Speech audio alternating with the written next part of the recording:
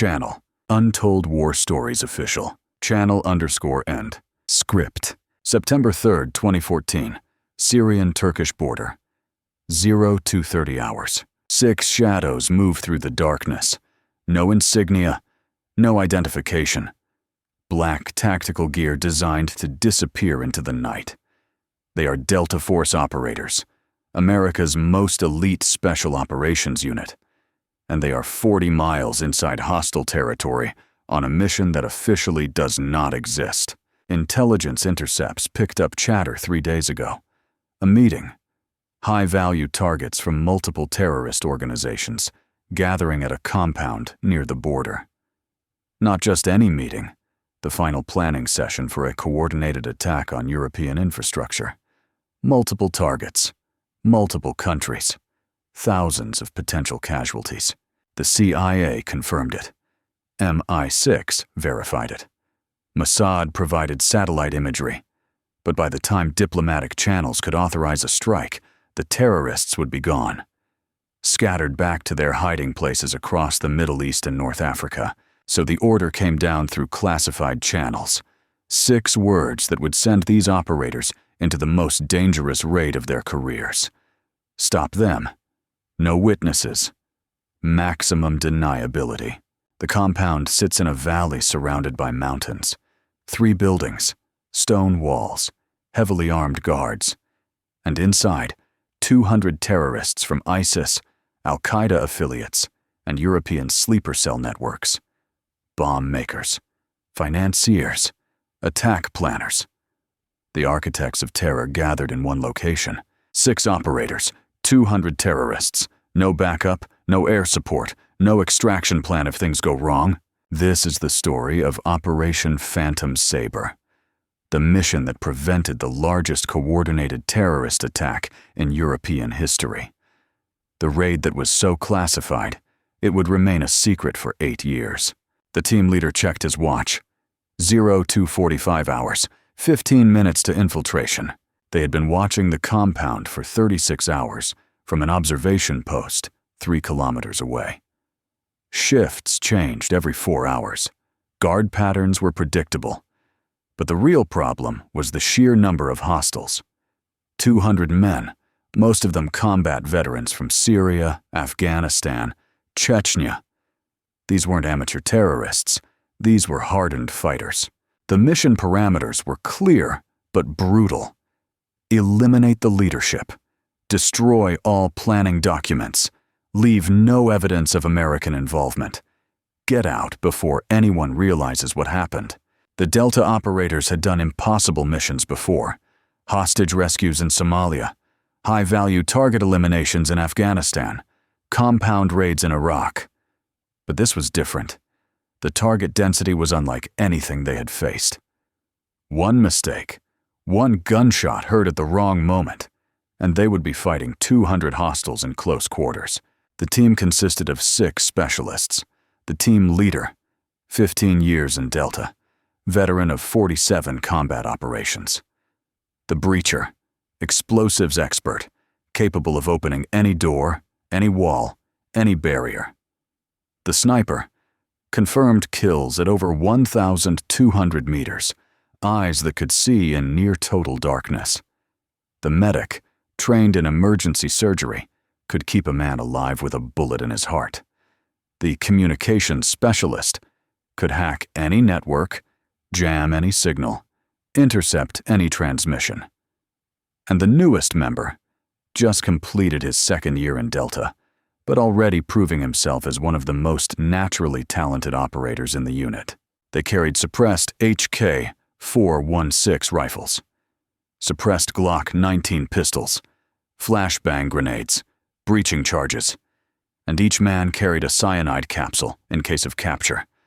The mission was that sensitive. At 0300 hours, they moved, silent, running through the valley. Night vision turned the darkness into shades of green. Every step calculated, every sound measured. They were ghosts moving toward a fortress of evil. The first obstacle was the outer perimeter. 2 guards patrolling with AK-47s. The sniper dropped into position, acquired targets through his scope. 2 suppressed shots. Both guards fell simultaneously. The team moved forward, dragging the bodies into shadows. No alarm, no response. The compound remained quiet.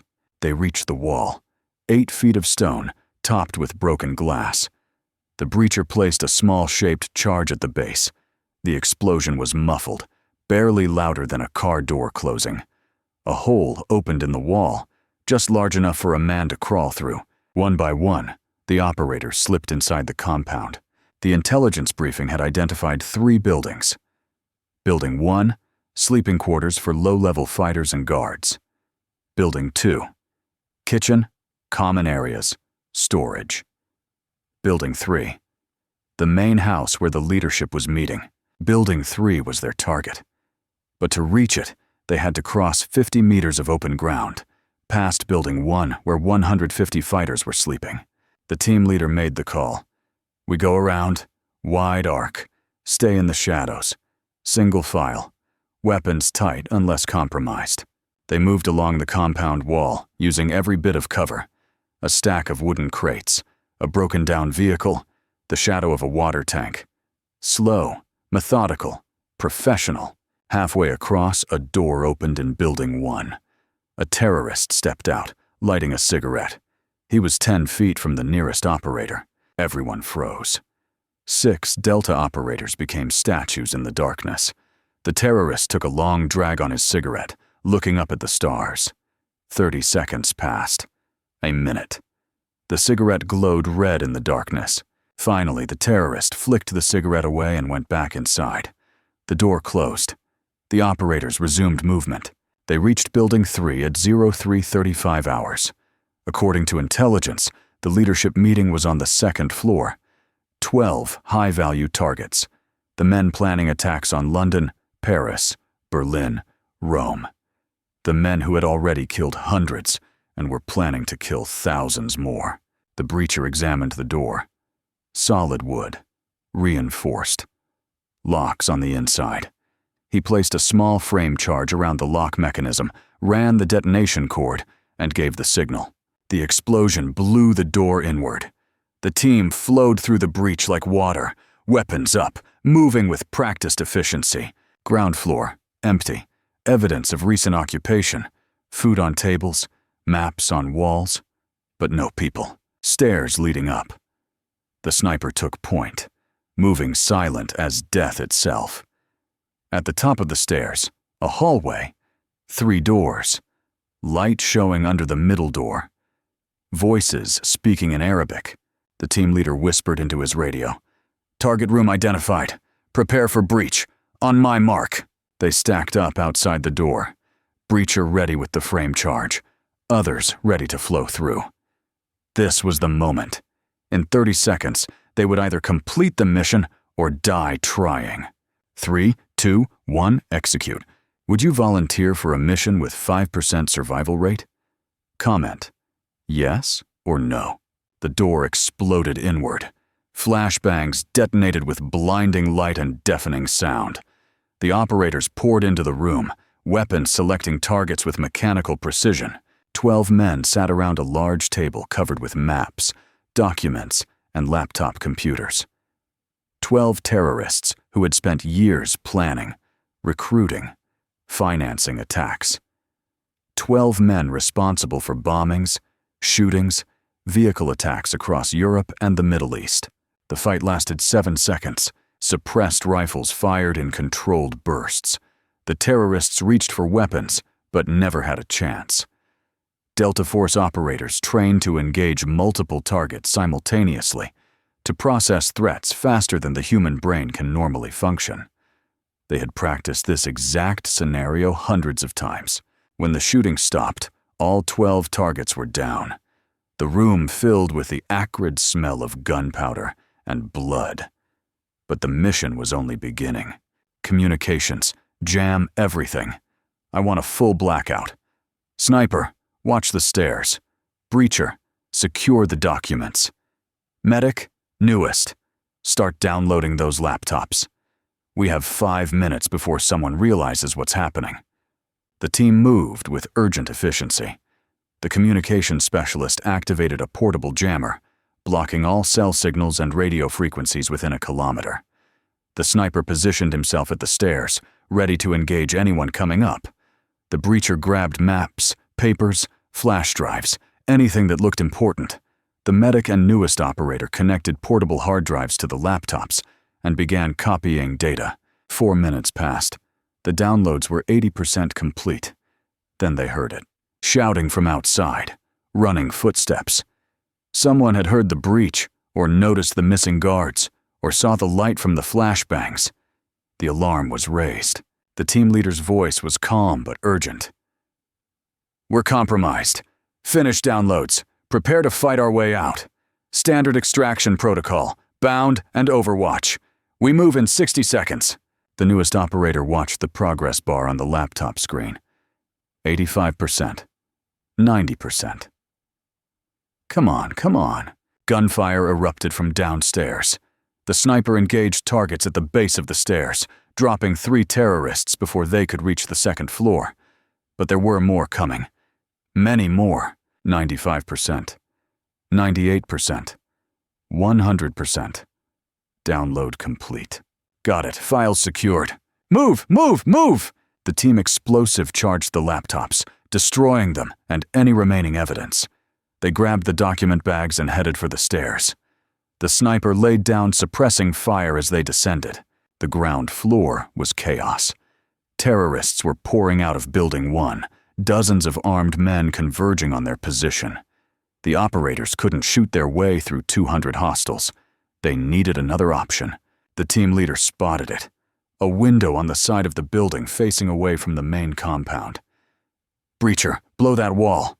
We're going through." The breacher slapped a charge on the wall, and everyone took cover. The explosion opened a hole large enough to drive a car through. The operators dove through the opening as bullets hammered the walls around them. They were outside the main building, but still inside the compound. And now every terrorist in the complex knew they were here. Muzzle flashes lit up the darkness from multiple directions. Hundreds of rounds filled the air. "Bound and overwatch! Move toward the breach point in the outer wall! Go!" 3 operators laid down suppressing fire, while the other 3 sprinted toward the wall. Then they switched. The runners dropped into cover positions and provided covering fire while the others moved. Leapfrogging toward the escape route, 50 meters away, a rocket-propelled grenade streaked past, missing the team leader by inches. It impacted against the compound wall, showering them with debris. The medic took shrapnel in the leg but kept moving. "Medic's hit!" "I'm good, keep moving." They reached the hole in the outer wall.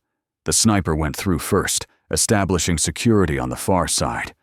Then the others, one by one, as bullets chewed up the ground around them.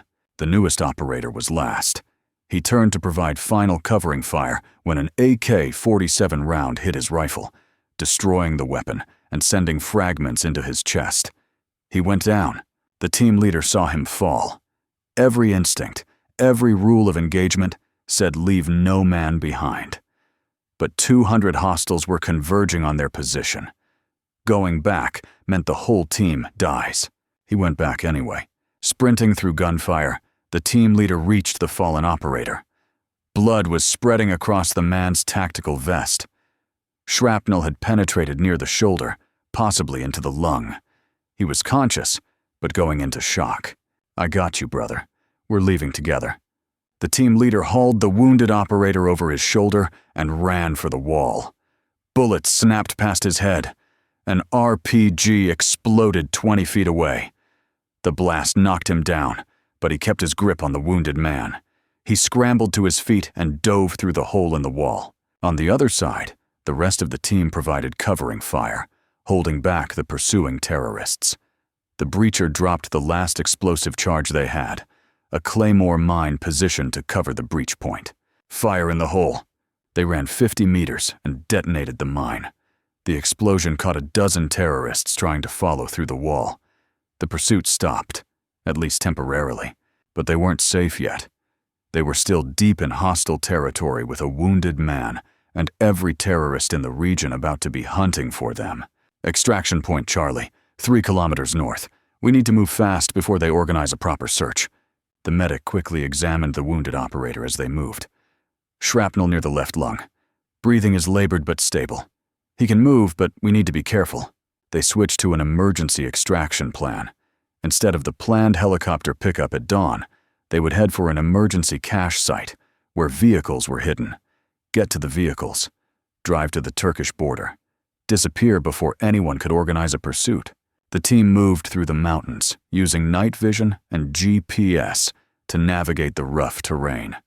Behind them, they could hear vehicles starting up. Shouts in Arabic, the sound of a large-scale search beginning. At 0445 hours, they reached the cache site. 2 beat-up pickup trucks hidden under camouflage netting. The vehicles looked like every other civilian truck in Syria, perfect for blending in. They loaded the wounded operator into the back of one truck, the medic working to stabilize him. The rest of the team divided between the 2 vehicles. They removed their tactical gear, replacing it with civilian clothes from the cache. The weapons stayed hidden, but readily accessible. At 0500 hours, they started driving toward the Turkish border, 35 kilometers away. The sun was rising as they joined the morning traffic on the main road. Refugees fleeing the war, farmers going to market, and somewhere among them, 6 American operators carrying the intelligence that would prevent a massive terrorist attack. They approached a checkpoint manned by Syrian army soldiers. This was the critical moment. If the soldiers had been alerted, if they searched the vehicles, if they found the weapons and documents, the mission fails and the team dies. The team leader drove the lead truck. He slowed to a stop at the checkpoint, lowering his window. He spoke perfect Arabic with a Syrian accent, explaining they were cousins traveling to visit family across the border. The soldier barely looked at him, waved them through. Too many vehicles, too early in the morning, too much paperwork if he actually searched everyone. They drove on. The Turkish border crossing was 10 kilometers ahead. At 6:30 hours, they crossed into Turkey. The tension that had gripped the team for the past 4 hours finally began to ease. They were out of Syria. The mission was complete. Almost.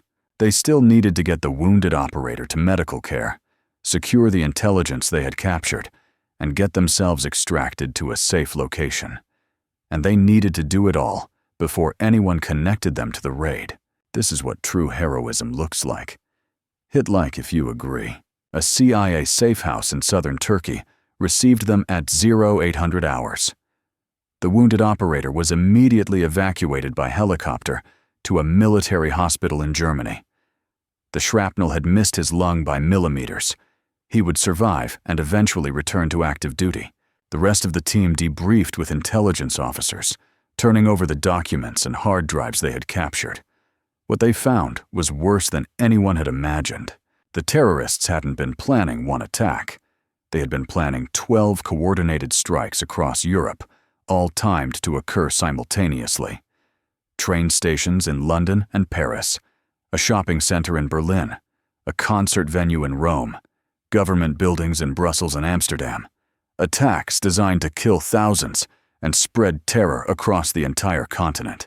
The documents contained names of sleeper cell operatives, safe houses, weapons caches, financial networks, and detailed attack plans. Within 48 hours, European security services would begin rolling up the network. Arrests in 6 countries. Dozens of operatives captured before they could strike. The attack was prevented. Thousands of lives were saved. And the public would never know how close they came to disaster. Operation Phantom Sabre remained classified for 8 years. The 6 Delta operators returned to active duty, never speaking publicly about the mission. Several of them would go on to conduct other high-risk operations in the ongoing war against terrorism. The wounded operator recovered fully after 6 months of rehabilitation. He would serve another 8 years in Delta Force before retiring. He never forgot the moment his team leader came back for him, risking his own life to ensure no man was left behind. In 2022, parts of Operation Phantom Sabre were finally declassified. Not the full details. The identities of the operators remained secret, as do many of the tactical specifics. But enough was revealed to tell the story of how 6 men prevented one of the largest terrorist attacks in modern history. Intelligence analysts later calculated that if the attack had succeeded, The casualties would have exceeded 3,000 dead and 10,000 wounded. The economic impact would have been catastrophic. The political ramifications unimaginable. European security would have been fundamentally changed. All of that was prevented by 6 operators who infiltrated a compound housing 200 terrorists, eliminated the leadership, captured critical intelligence, and escaped against impossible odds. These soldiers changed history. Share this story to honor them. The raid had ripple effects beyond just preventing the immediate attack. The intelligence captured led to dozens of follow-on operations. Terrorist financial networks were dismantled. Training camps were destroyed. Key operatives were eliminated or captured. The documents provided a roadmap of terrorist operations across Europe and the Middle East. One intelligence officer involved in the analysis later said, "That raid gave us more actionable intelligence than 3 years of conventional collection. It was like suddenly being able to see the entire terrorist network laid out in front of us. We could see how they communicated, how they moved money, how they recruited, how they planned. It was intelligence gold." But the true value of Operation Phantom Sabre wasn't just the intelligence captured. It was the message sent to terrorist organizations worldwide. The message that no meeting is truly safe, that no compound is beyond reach, that highly trained special operations forces can strike anywhere, at any time, with devastating precision. After the raid, terrorist groups became more paranoid, more fragmented. They stopped gathering in large groups. They limited electronic communications. They trusted fewer people. This paranoia made them less effective, less coordinated, less capable of planning complex attacks. One terrorist captured later told interrogators, "After Phantom Sabre, everything changed. We knew the Americans could reach us anywhere.